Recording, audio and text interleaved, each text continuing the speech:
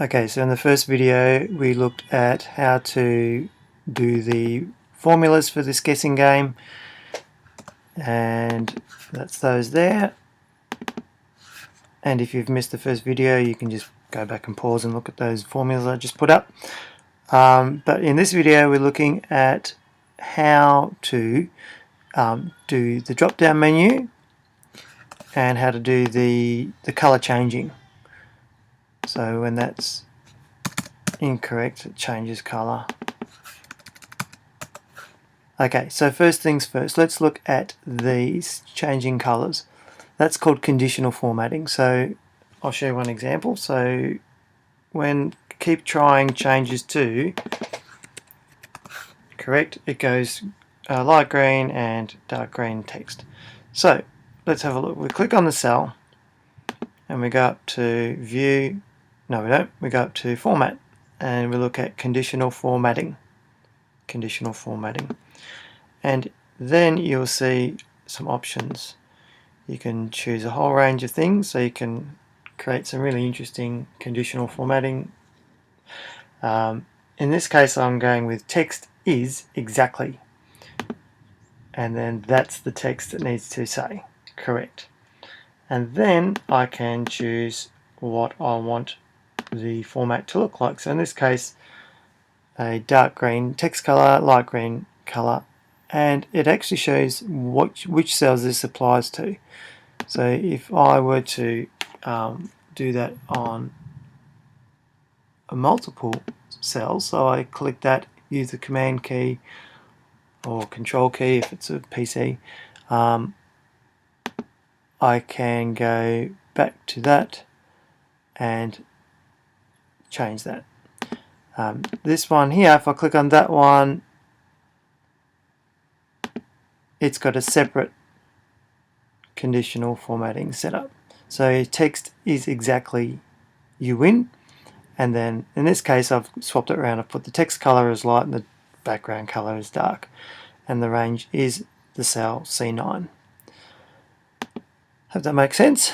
Now the next thing is this drop down box. So a drop down box is a type of data validation. Now data validation is a technical term, I suppose, which basically means it's a way of eliminating data entry errors. So you don't want them to accidentally put in something like that. It's obviously not going to help. See? So I'm going to go that, and that's valid. I can type it in, or I can select from the drop down box, and that means I'm not going to accidentally put in the wrong thing.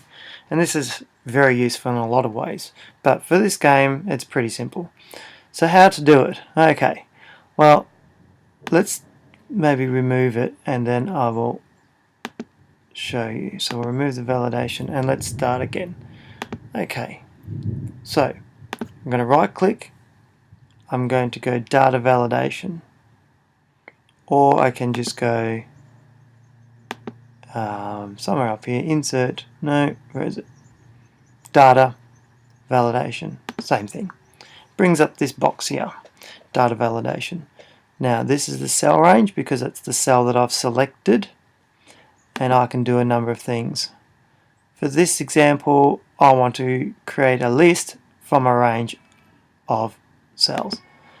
Where is the range is the next thing. So I click on that and I have to find the data that I want to appear in my list of numbers.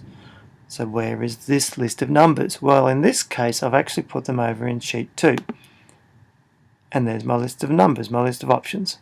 And you can also see the same for the colors as well.